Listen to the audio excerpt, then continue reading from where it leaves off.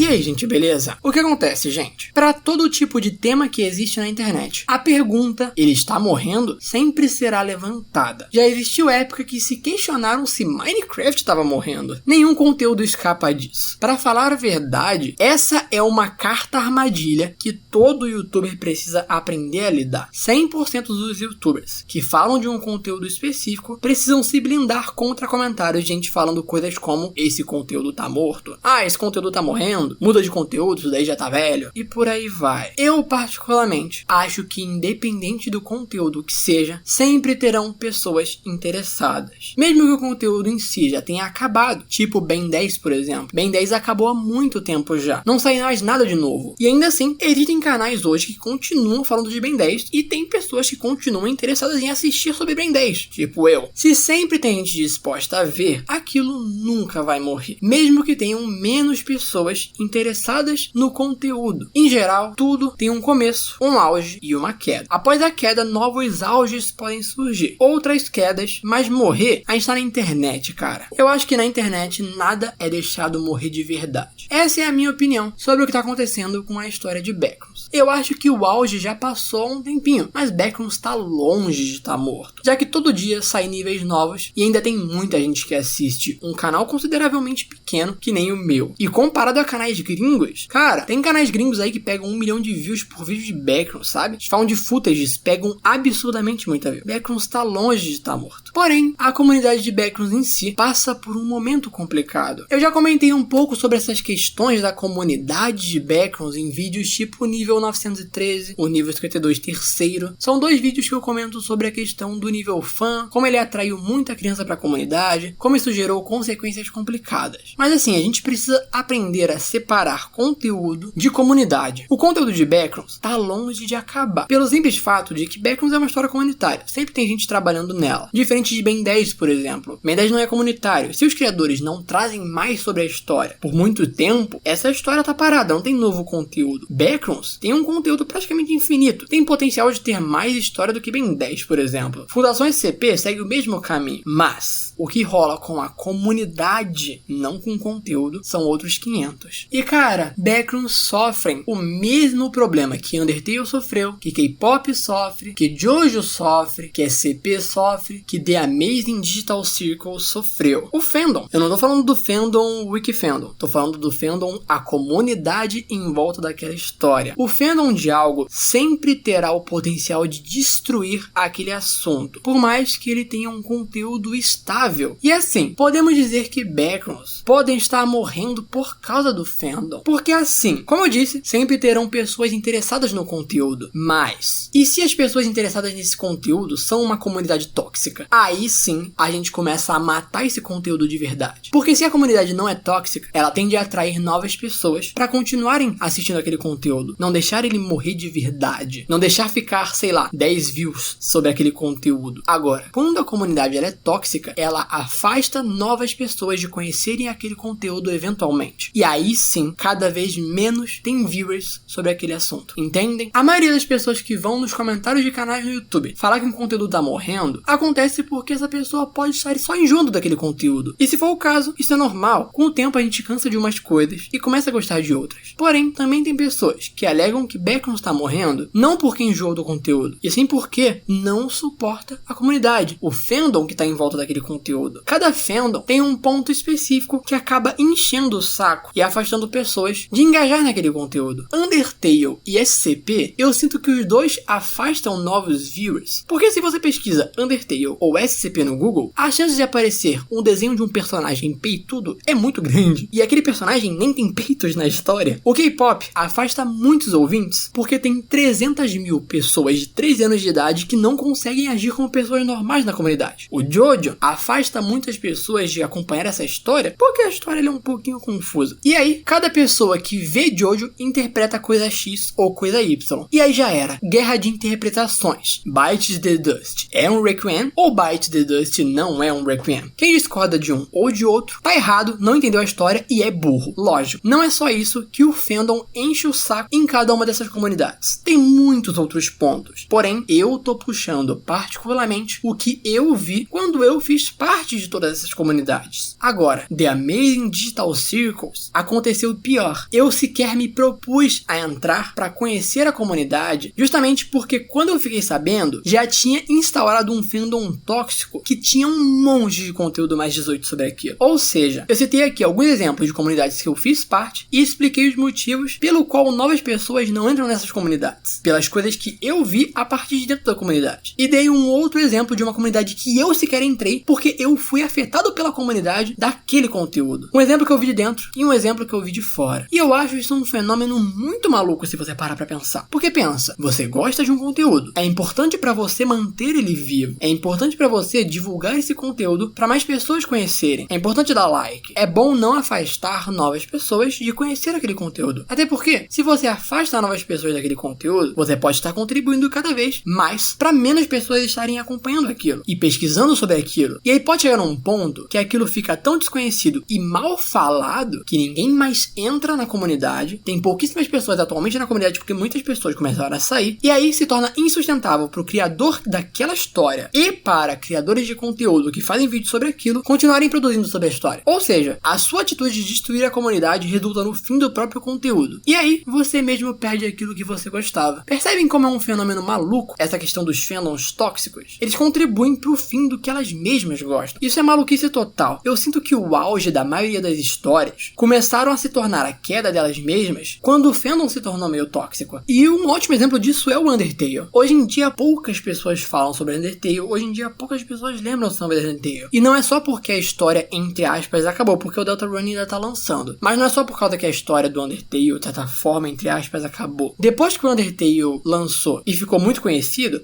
meses, anos depois do lançamento, a comunidade ainda era muito forte. Eu sinto que Undertale começou a cair quando a comunidade começou a ficar muito tóxica. Depois disso, depois dos problemas de pesquisa, você não podia mais pesquisar que você achava coisa que você não queria ver, parece que a comunidade começou a cair. O auge do Undertale parece que durou até a comunidade ficar tóxica. E isso aconteceu com praticamente todos os outros conteúdos que eu comentei. Backrooms, mesmo tendo conteúdo pra dar e vender, ainda assim pode estar indo pro ralo por causa da comunidade que cerca ele. Assim como os exemplos que eu dei antes. Então, gente, é importante divulgar Backrooms. Se você gosta do canal, se você gosta de outros youtubers que falam do conteúdo, manda pro seu amiguinho. Já que tem tantas outras pessoas afastando novos viewers de assistirem Backrooms, de entrarem na história de Backrooms, a gente precisa compensar isso de alguma forma. A gente precisa divulgar essa história, para que o saldo não fique negativo demais. E, gente, dica minha. Tem 2 vídeos no meu canal que eu recomendo para quem quer assistir pela primeira vez. O nível 0 remake, lógico, e o nível 335. Nossa, o nível 335? Por quê? Porque é um conto de terror mais do que um nível. Quase dá pra esquecer que a gente tá assistindo Backrooms quando vê aquele vídeo. Ele é muito à parte, sabe? Ele é um vídeo que tem potencial de fazer qualquer pessoa se identificar pela trama daquele conto e acabar achando o meu canal interessante, querendo ver mais vídeos, sabe? Então tá aí a dica. Se você não quer que o meu canal morra, é interessante você dar uma recomendada nele. A situação aqui de verdade não tá muito bonita pra falar a verdade. Os últimos meses,